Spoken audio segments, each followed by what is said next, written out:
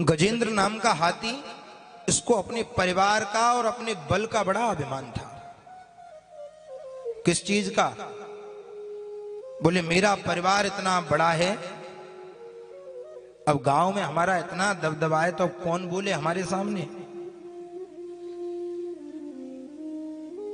ऐसा होता है किसी के परिवार में ज्यादा लोग हों तो वो बात बात पे कहते हैं हमारा परिवार बहुत बड़ा है, हमारा परिवार बहुत बड़ा है, हम इतने पैसे वाले हैं, हम इतने बलवान हैं।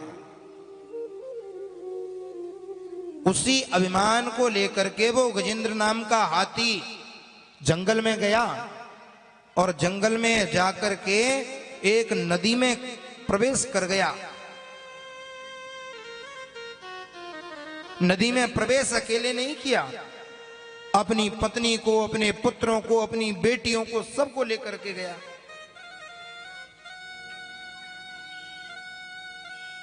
दुनिया जानती है कि गजेंद्र का पैर आकर के ग्राह ने पकड़ लिया। ये गजेंद्र कोई नहीं है, ये तो कथा है, कहानी है महाराज। गजेंद्र कौन है? बोले जीव। संसार सागर क्या है? बोले जंगल है। और इस जीव को इस संसार सागर रूपी जंगल में आकर के विषयों की प्यास लगती है तो प्यास को बुझाने के लिए नदी के पास जाता है। और नदी के पास जब पहुंचता है तो महाराज जल पी करके निकल आए तो बढ़िया है, लेकिन ये उसी विषयों की नदी में जाकर के गोता खाता रहता है। और जब गोता खाता है तो काल रूपी ग्राह आता है और आकर के वो पैर पकड़ लेता है।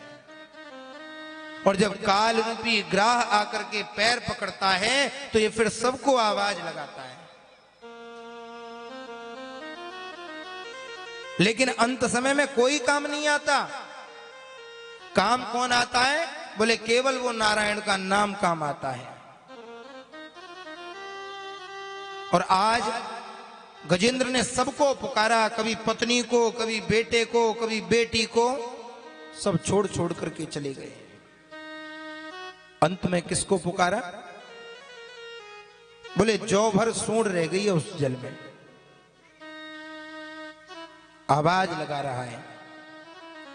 उसी सूंड से एक कमल पुष्प तोड़ा, तोड़ करके अपनी सूंड में दबा करके भगवान को याद कर रहा है। और गजेंद्र ने जब इतना कह करके बुलाया, मेरा कोई न सहारा बिन तेरे, नंदलाल सवरिया मेरे, तो भगवान दौड़ करके चले आए।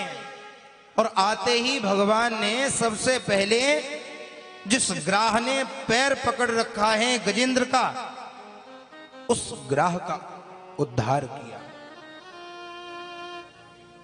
भगवान कहते हैं कि जो मेरे पैर पकड़ता है उसका उद्धार मैं बाद में करता हूं, लेकिन जो मेरे भक्त के पैर पकड़ता है उसका कल्याण मैं पहले कर देता हूं।